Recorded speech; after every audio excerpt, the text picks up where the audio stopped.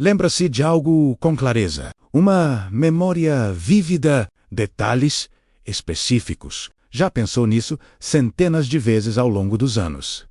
Viu, interagiu com, discutiu com outras pessoas. Apostaria a sua vida que a sua memória é precisa. Depois, alguém lhe mostra provas de que está errado. Não apenas errado, impossivelmente errado. Aquilo de que se lembra nunca existiu. Nunca aconteceu. Os registros mostram que sempre foi diferente. Mas sabe o que viu? O que se lembra? E eis o que torna impossível descartar esta hipótese. Milhões de outras pessoas lembram-se exatamente da mesma coisa errada, da mesma memória impossível, dos mesmos pormenores específicos, da mesma certeza absoluta. Isto não é falsa memória, não é alucinação coletiva, porque existem provas físicas, fotografias antigas, anúncios antigos, livros, artigos de revistas, documentos governamentais, mostrando a versão de que se recorda, a versão que supostamente nunca existiu. Depois, as provas desaparecem, as fotos mudam, os vídeos alteram-se, os ficheiros são atualizados, a realidade a reescrever-se em tempo real, apagando seus rastros, eliminando as evidências de que um dia foi diferente, mas algumas provas sobreviveram, escondidas em lugares esquecidos, ainda não atualizado, ainda não corrigido. Prova física de que a própria realidade se alterou, mudou, reescreveu a sua própria história e deixou-nos com memórias que não pertencem a esta versão. 3 casos em que a prova sobreviveu, antes que a realidade a alcançasse, antes que a mudança se completasse. Evidências de que não estamos loucos, não nos estamos a lembrar errado. A realidade mudou. E nós lembramos-nos de ambas as versões. Feche os olhos por um instante. Imagine o homem do monopólio, o tio rico. A mascote do famoso jogo de tabuleiro, vazio claramente.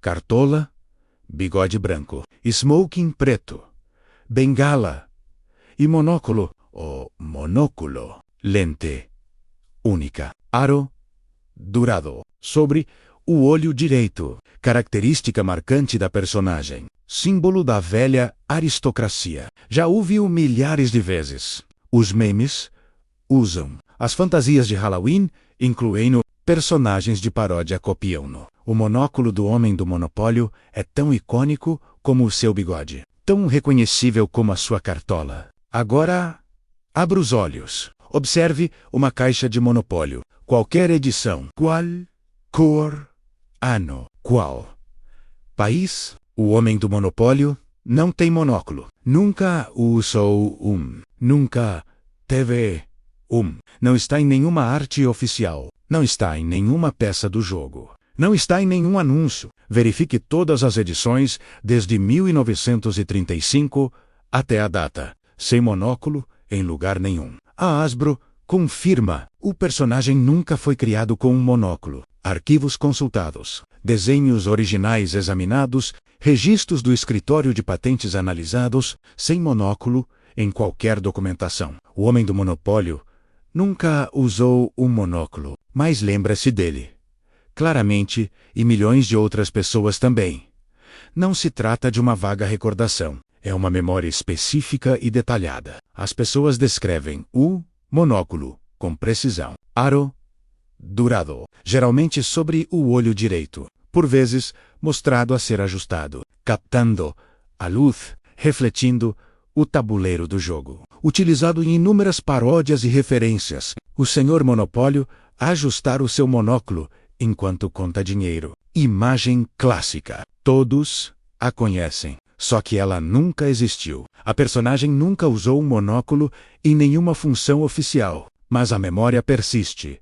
Universal, consistente, impossível de esquecer. As empresas de fatos de Halloween vendem fatos do senhor Monopólio, cartola, bigode, smoking, bengala e monóculo. O monóculo é incluído como elemento essencial, porque todos sabem que o senhor Monopólio tem um monóculo. Só que ele não tem, nunca teve. Os artistas desenham versões paródicas de memória. Personagens de homens ricos, claramente baseadas no Sr. Monopólio.com. Monóculo. Não usam imagens de referência. Desenham de memória. E a memória inclui o monóculo. Por quê? O viram. Lembram-se dele? Sabem que ele estava lá. Milhares de artistas independentes. Países diferentes, épocas diferentes. Todos se lembram do mesmo monóculo que supostamente nunca existiu. Os céticos têm uma explicação. Confusão com o Sr. Peanut, a mascote da Plantadores. Ele usa um monóculo. As pessoas estão a confundir as personagens, combinando duas figuras semelhantes de mascotes ricas nas suas memórias. Simples, falsa memória. Facilmente explicável, exceto pelo teste. Mostre às pessoas a imagem do Sr. Amendoim e Pacaliz que o descrevem-no corretamente. Monóculo, cartola, bengala, corpo de amendoim. De seguida, peça-lhes que descrevam o homem do monopólio em separado. Descrevem-no também com monóculo. Ambas as personagens separadamente, ambas com monóculos. Sem confusão. Sem os misturar.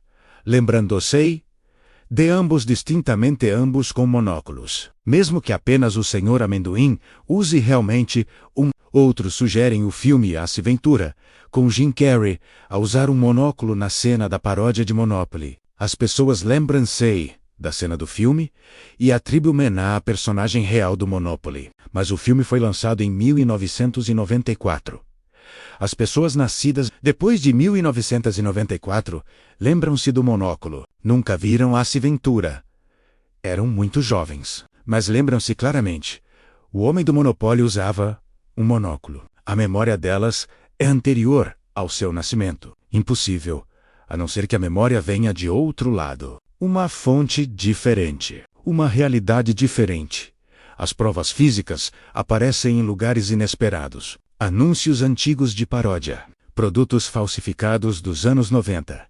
Jogos de tabuleiro baratos a imitar o design do monopólio. Mostram um personagem rico, claramente copiado do Monopoly, usando monóculo. Os artistas que criaram estas paródias trabalharam de memória. Copiaram o que se lembravam. Adicionaram o monóculo porque o homem do monopólio tinha um monóculo na memória. Na sua linha do tempo, os artigos de revistas que descrevem o Monopoly fazem referência ao monóculo. Menções casuais, sem imagens anexadas. Apenas descrições em texto. O cavalheiro bigodudo com cartola e monóculo. Escrito como um facto assente. Todos sabem, sem necessidade de esclarecimento. Estes artigos existem em arquivos, cópias físicas em papel. Não são facilmente alteradas. Não são atualizadas digitalmente. Fazem referência a um monóculo que oficialmente nunca existiu. Publicações em fóruns da internet do início dos anos 2000. Antes de existir o termo efeito Mandela, antes do fenômeno ser nomeado ou reconhecido, pessoas a mencionar casualmente o monóculo do tipo do monopólio em discussões sobre jogos de tabuleiro, sobre símbolos de riqueza, sobre ideias de disfarces. Ninguém questiona, ninguém os corrige, porque todos os que leem sabem. O homem do monopólio usa monóculo. Conhecimento comum, exceto na realidade atual, onde nunca usou. Pense na Fruit Havdelum, marca de roupa interior. O logótipo mostra frutas, maçã, uvas, folhas, groselhas, dispostas numa pilha, e uma cornucópia, corno da abundância. Uma cesta entrançada. Textura de vime castanho. Formato curvo. Frutos a transbordar da abertura. Elemento de design distintivo. Elemento de fundo. Aprendeu a palavra cornucópia com este logotipo. Idade escolar. Viu a etiqueta da roupa interior. Perguntou aos pais: o que é este cabaz? Os pais explicaram. É uma cornucópia. Corno da abundância. Símbolo da abundância. Primeira vez que ouviu a palavra. Associou ao logótipo para sempre. Nunca se esqueceu. Esta memória é específica, detalhada, pessoal, momento de aprendizagem, experiência educativa. ligada a uma referência visual. A cornucópia da Fruit of the Loom. Só que a realidade atual diz: o logótipo nunca teve cornucópia. Nunca, em nenhuma versão. Em nenhum ano. A empresa confirma. Arquivos completos, revistos. Marca registrada original de 1893, examinada. Cada revisão do logótipo documentada, décadas de 1920, década de 1950, décadas de 1970 e 2000, sem cornucópia, em qualquer dos desenhos, a Fruit of the Loom mantém registros definitivos. Nunca incluíram cornucópia. A personagem nunca existiu na identidade visual oficial da marca. Mas milhares de pessoas relatam uma memória idêntica. Aprender a palavra cornucópia a partir desse logótipo. Um momento específico da infância. Perguntar como se chamava. Ouvir a resposta. Lembrar.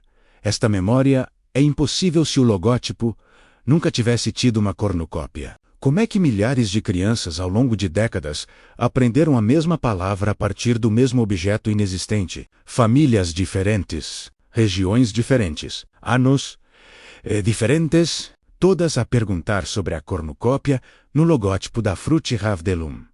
Todas a ouvir a resposta. Todas a lembrar tudo impossível, a menos que o logótipo tivesse uma cornucópia nas suas linhas temporais, em versões da realidade que já não existem. Alguns referem ter escrito trabalhos escolares sobre a cornucópia, utilizando o logótipo da Fruit of the Loom como exemplo visual. O professor aceitou o trabalho, não considerou errado, não corrigiu a fonte, porque o logótipo tinha uma cornucópia quando o trabalho foi escrito, naquela linha temporal. Naquela versão da realidade, antes da mudança, foi realizado um experimento. Centenas de pessoas foram convidadas a desenhar o logótipo da Fruit of the Loom de memória, sem imagens de referência, sem pesquisas na internet. Memória pura. Desenhem o que se lembravam. Os resultados são impressionantes. 87% incluíram a cornucópia.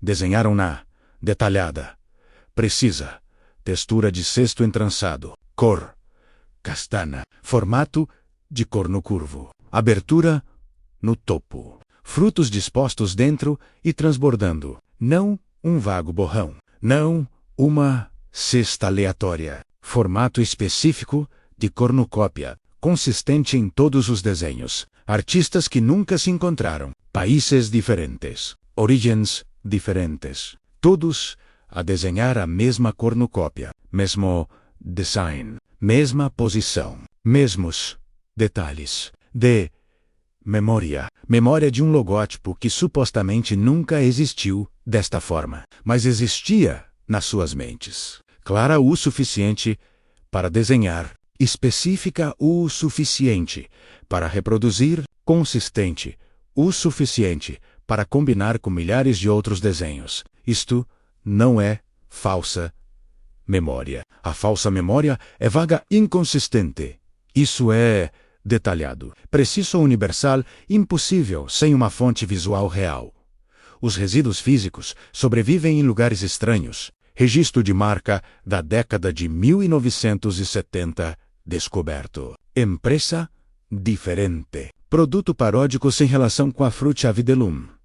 A descrição legal menciona, semelhante ao design de cornucópia da Fruit of the Loom. O registro existe em arquivos governamentais. Documento oficial faz referência a um design de cornucópia que oficialmente nunca existiu. Ou o governo arquivou um documento incorreto, aceitou uma descrição falsa. Ou o logótipo da Fruit of the Loom tinha uma cornucópia quando o documento foi arquivado. A realidade da década de 1970 incluía a cornucópia. O documento preservou esta realidade. Nunca foi atualizado, nunca foi corrigido. Esquecido nos arquivos até ser descoberto décadas depois. Prova de que a realidade era diferente naquela época. Capa de álbum encontrada. Lançamento de 1991, álbum de jazz, Frank West. Título: Fruit of the Loom. Paródia óbvia da Fruit of the Loom. A arte da capa mostra frutas numa cornucópia. Flauta musical, a substituir a cornucópia. Referência clara ao logótipo original. O artista criou a paródia em 1991. Trabalhou de memória. Lembrou-se da cornucópia. Desenhou-a. Lançou o álbum. Ninguém questionou. Por quê? O logótipo tinha cornucópia em 1991. Conhecimento comum. Referência óbvia. Agora, a capa do álbum é um resquício, evidência de uma realidade anterior. Antes da mudança do logótipo, antes do desaparecimento da cornucópia, antes da história se reescrever, Os Ursos, Berenstein, série de livros infantis, iniciada em 1962. Ainda em publicação, autores Stan e Jean Berenstein. Sobrenome: milhões de pessoas recordam grafias diferentes.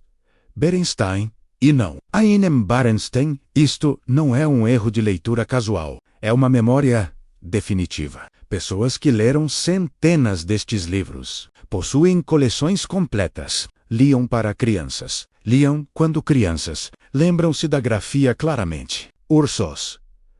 Berenstein, soletrados quando crianças. Berenstein ou Berenstein. Grafia in. Combina com os padrões de apelidos alemães e judeus. Grafia comum. Estrutura familiar. Nome razoável. Verifique os livros atuais. Todas as edições, todas as impressões, todos os exemplares. Escreve-se Berenstein. Eine. As editoras confirmam. Sempre foi Berenstein. Nunca mudou. Nunca mudou. Nunca variou. Assentos de nascimento dos autores. Stan Berenstein. Jan Berenstein. Grafia INE durante toda a vida. Sobrenome nunca mudou. Nunca foi escrito de forma diferente. Os registros oficiais mostram grafia consistente. Berenstein, sempre. Mas a pronúncia não corresponde à ortografia. Berenstein com ein deveria soar a Berenstein, ou, de forma estranha, Berenstein. Ninguém diz isso. Todos dizem Berenstein ou Berenstein, pronúncia que corresponde à grafia ein, não ein. Pais a ler em voz alta, narradores de televisão, comerciais. Todos pronunciam como se fosse ein, apesar de olharem para a grafia ein. Milhões de pais, ao longo de décadas, todos a pronunciar o apelido do autor incorretamente, enquanto liam livros, olhando para o nome, pronunciando errado. Ensinar às crianças a pronúncia errada, geração após geração. Ninguém percebendo, ninguém a corrigir, ou todos a ler corretamente. A grafia era oin. A pronúncia correspondia. Depois, a realidade mudou. A ortografia foi atualizada para N, mas a pronúncia manteve-se. A memória persistiu, criando uma desconexão. Pronúncia errada impossível, a não ser que a ortografia fosse realmente diferente. Na linha temporal original. Fitas velocidade de hemossedimentação antigas vem à tona. Série de animação dos anos 80. Os Ursinhos, Berenstein. Adaptação em desenho animado dos livros. Créditos de abertura examinados. Quadro a quadro. A grafia varia. Algumas fitas mostram em, outras mostram em. Mesma série, mesma produção. Fitas físicas diferentes, gráfias diferentes. Surge uma teoria. Fitas de linhas temporais diferentes. Misturadas, ambas as grafias existiam, em realidades paralelas. Quando as linhas temporais se fundiram, as fitas não foram atualizadas. Ambas as versões sobreviveram. Objetos físicos de diferentes ramos quânticos, existindo simultaneamente na linha temporal fundida. Créditos de abertura analisados de perto. Alguns fotogramas mostram ein, outros quadros mostram ein. Dentro do mesmo vídeo, mesmo episódio, como se a realidade tivesse sido apanhada em plena transição. Evidência de mudança em curso. Alteração na linha temporal incompleta, deixando ambas as versões visíveis. Superposição quântica. Em suporte físico, as pessoas com o sobrenome Bernstein notaram a ligação. O seu próprio sobrenome. Padrão de grafia familiar. Lembravam-se dos ursinhos Berenstein. Fazia sentido. Combinava com a estrutura do nome. grafia comum de apelido judaico. Terminação Ain. Agora os livros dizem Berenstein. Padrão quebrado. Grafia em bulgar. Nunca notaram a mudança. Simplesmente aceitaram a ortografia atual. Descartaram a memória como um erro. Mas a memória estava correta. Para a linha do tempo original, algumas encontraram livros antigos da infância, guardados no sótão em casa dos pais. Caixas de memórias. Lembravam-se distintamente da grafia in, verificaram o livro físico. A capa diz Aine. Confusão. Dúvida. Talvez a memória estivesse errada. Mas existe uma fotografia de família. Fotografia da década de 1990. Criança a ler. Livro visível ao fundo. Zoom. Ampliar a imagem. A capa do livro mostra in, claramente, Os Ursinhos Berenstein. O mesmo livro físico. Linha do tempo diferente. A fotografia captou a realidade original. Antes da mudança. O livro foi atualizado. A foto N. Ambos existem agora, provando que ambas as versões são reais, nas suas respectivas linhas do tempo. Pesquisas realizadas, milhares de pessoas responderam. Pergunta simples. Como se lembra da ortografia? 83% responderam in. Apenas 17% se lembram de AIN. Distribuição não aleatória. Clara maioria preponderante dados demográficos analisados. Faixas etárias, localizações geográficas, níveis de escolaridade, origens culturais. Nenhuma correlação encontrada. Todos os dados demográficos mostram a mesma divisão. 80% in, 20% AIN. Não é geracional, regional ou cultural. Divisão universal da memória. Não pode ser explicada por fatores normais. As falsas memórias apresentam, geralmente, padrões demográficos. Os mais novos recordam-se de forma diferente dos mais velhos. As pronúncias regionais criam confusão ortográfica, mas isto não mostra nenhum padrão, exceto um padrão temporal. 80% da realidade em que a ortografia era in, 20% da realidade em que sempre foi in. Ou 20% já mudaram. Memórias atualizadas. 80% ainda se lembram da ortografia original, antes da mudança. 3 memórias impossíveis. Milhões partilham-nas. O monóculo do homem do monopólio. Produtos físicos que o parodiam mostram-no. Artigos de revistas mencionam-no. As publicações em fóruns o pressupõem. Tudo isto, antes mesmo de o efeito Mandela ser nomeado. A cornucópia da Fruchthaftdelum.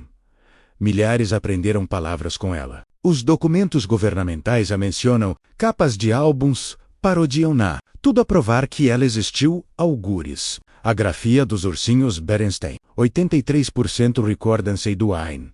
As fitas velocidade de hemossedimentação mostram ambos. As fotografias captam o original. Todas as evidências apontam para a mesma conclusão. A realidade era diferente. Depois, mudou. Não é que as nossas memórias estejam a falhar. A realidade está a alterar-se. A história está a ser reescrita. Evidências estão a desaparecer. Mas resquícios sobrevivem. Fragmentos da antiga linha do tempo. Provas em locais esquecidos. Objetos físicos ainda não atualizados. Documentos ainda não corrigidos. Memórias ainda não sobrescritas. Não estamos loucos. Não estamos confusos. Não nos estamos a lembrar errado. Nós lembramos-nos corretamente de uma linha temporal que já não existe oficialmente. Mas existiu, era real. Tinha monóculos, cornucópias e grafias diferentes. Depois,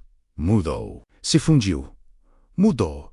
Deixou-nos à deriva. Na realidade, isso não corresponde às nossas memórias. Com provas que desaparecem quando examinadas. Mas não suficientemente rápido. Algumas evidências sobreviveram, escondidas em arquivos, esquecidas em sótãos, preservadas em meios antigos, aguardam para serem encontradas, provando que não estamos sozinhos, que não estamos errados, que não estamos insanos. A realidade mudou, e nós lembramo-nas de ambas as versões. Na próxima parte, exploraremos o porquê, o que provocou estas mudanças. Teoria da fusão de linhas temporais, mecânica quântica, conexão de 2012, envolvimento do CERN, e o mais perturbador, está a acelerar. Mais mudanças estão para vir, mudanças maiores, até que nada se encaixe, até que todas as memórias estejam erradas,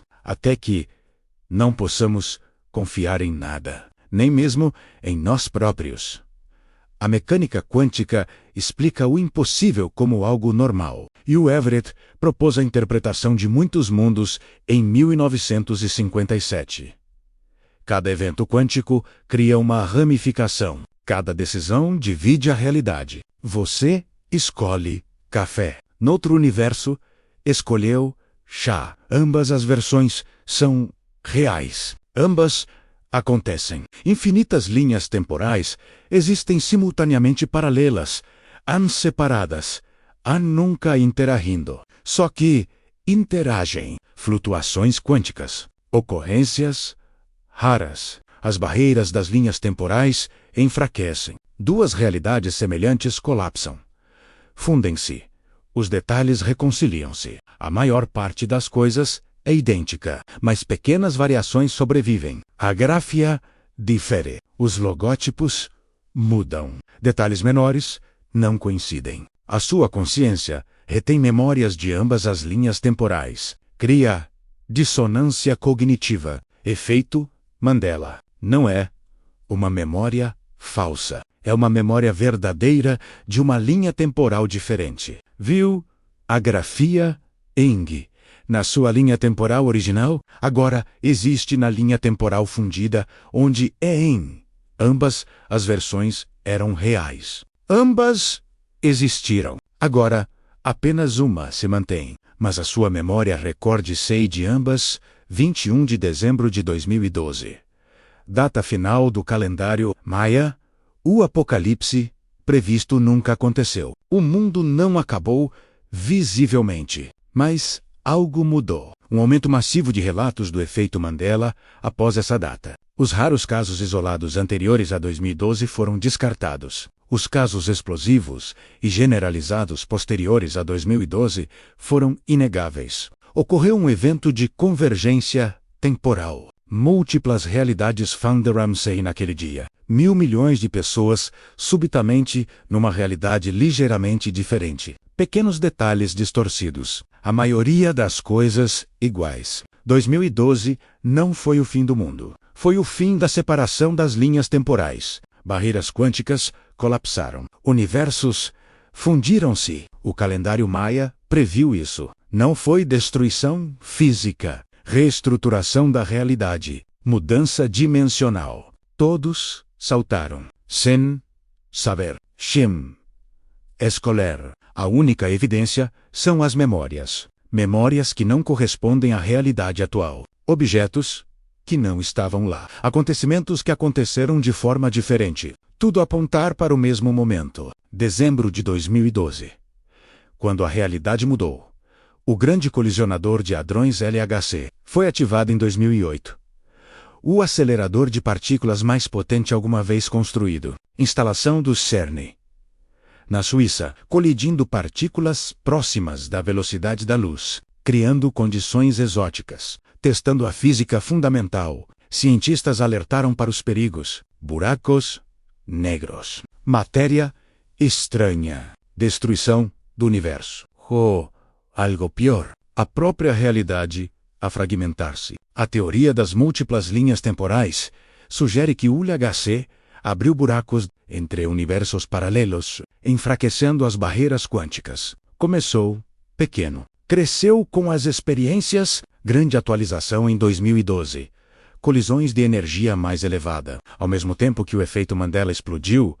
Coincidência ou causalidade? Os funcionários do CERN relataram ter notado mudanças. Layouts de edifícios alterados. Logotipos diferentes. Equipamentos em locais errados. Alguns publicaram avisos online, rapidamente apagados. Alguns desapareceram. Nunca mais se ouviu falar deles. Explicação oficial: estresse e excesso de trabalho. Alternativa. Viram demais. Sabiam a verdade. O próprio logótipo do CERN é suspeito. 3, 6, sobrepostos. 666. Cerimônia de abertura de 2016 bizarra. Imagens ocultas. Demônios dançando. Temas de sacrifício. O que estavam realmente a fazer? Abrindo portais, fundindo linhas temporais, quebrando a própria realidade. Verifique já as suas memórias do efeito Mandela. De que versão se lembra? Berenstein ou Berenstein? Do boneco do Monopólio, com ou sem monóculo? Da cueca Frutti Ravidelum, com ou sem cornucópia? Se lembra da versão errada, significa que saltou entre linhas temporais. Veio de uma realidade diferente da atual. Quantas se lembra de forma diferente? 1 ou 2 saltos mais pequenos, próximos da linha temporal original. De 3 a 5 saltos significativos, com diferenças notórias. 6 ou mais saltos grandes, muito diferentes da linha temporal original. Outros sinais de que a realidade parece errada. Nomes de ruas que jura serem diferentes. Edifícios em posições erradas. Rostos das pessoas ligeiramente diferentes. O seu próprio corpo parece estranho às vezes, como se estivesse a usar a pele errada. Bu intensificado desde 2012, sonhos com uma vida alternativa. Memórias que mais ninguém partilha. Estes são resquícios da linha temporal original. Ecos de uma realidade diferente. Não se esqueceu. O mundo mudou. Lembra-se, corretamente, de uma linha temporal que já não existe. A fusão das linhas temporais está a acelerar. 2012 foi o primeiro grande evento, mas o padrão continua. Mais efeitos Mandela surgem anualmente. Os novos são descobertos mensalmente. A realidade torna-se cada vez mais instável. As barreiras quânticas enfraquecem ainda mais. A próxima grande fusão está prevista para breve. Pode ser maior, mais dramática. A geografia pode mudar visivelmente. Os países podem se realocar. Os continentes podem deslocar-se. A história pode ser reescrita de forma significativa. Guerras que nunca aconteceram. Líderes que nunca existiram. Relacionamentos alterados. As pessoas que conhece podem desaparecer. Nunca existiram na linha temporal fundida. Ou podem aparecer novas pessoas. Você deveria lembrar-se, mas não se recorda, porque são de outra linha temporal. Eventualmente, uma crise de identidade pessoal. Que memórias são reais? Qual a linha temporal da sua? Ainda? EVAC? Ou é uma composição de múltiplas versões? Consciência de uma linha temporal. Corpo de outra. Viver uma vida que pertence a outra pessoa. Fragmento da pessoa que era, na realidade, você não lhe pertence. Mantenha registros. Documente tudo. Escreva as memórias enquanto estão frescas. Diários físicos. Ou digitais. Os ficheiros digitais mudam. O armazenamento em nuvem atualiza. As fotos alteram-se remotamente. A realidade reescreve as provas digitais. Mas o papel físico é mais difícil de alterar. Requer acesso físico. Esconda cópias em vários locais. Compare as notas com outras pessoas que se lembram. Forme comunidades. Valide as memórias. Você não está louco. Não está sozinho. Milhões lembram-se das mesmas coisas. Somos todos refugiados de outras linhas temporais, presos numa realidade que não é a nossa. Pequenos pormenores errados. Não dá para provar. Não dá para voltar. Basta seguir em frente para uma realidade cada vez mais instável, onde nada é fiável, onde o passado muda diariamente, onde as provas desaparecem quando examinadas. O efeito Mandela não é uma falha, é um sintoma. A realidade a desfazer-se, linhas do tempo a colapsar, barreiras quânticas a falhar. Estamos presos no meio, lembrando múltiplas versões, incapazes de determinar qual era real, porque todas eram reais, nas suas respectivas linhas do tempo, agora fundidas, num único presente instável, onde a história é fluida, onde a memória é evidência e a evidência desaparece. Bem-vindo à realidade pós-fusão, onde nada é permanente, nem mesmo o passado, nem mesmo você. Reveja as suas memórias. Compare com as dos outros. Documente tudo antes que mude novamente, porque vai mudar. A realidade está a ser reescrita, e nós só podemos observar, lembrar e perguntar-nos qual a versão real, de que linha do tempo viemos e para qual caminhamos, à medida que as barreiras se desmoronam, à medida que as realidades se fundem, à medida que tudo o que sabíamos se torna tudo o que não podemos provar, que nem sequer aconteceu.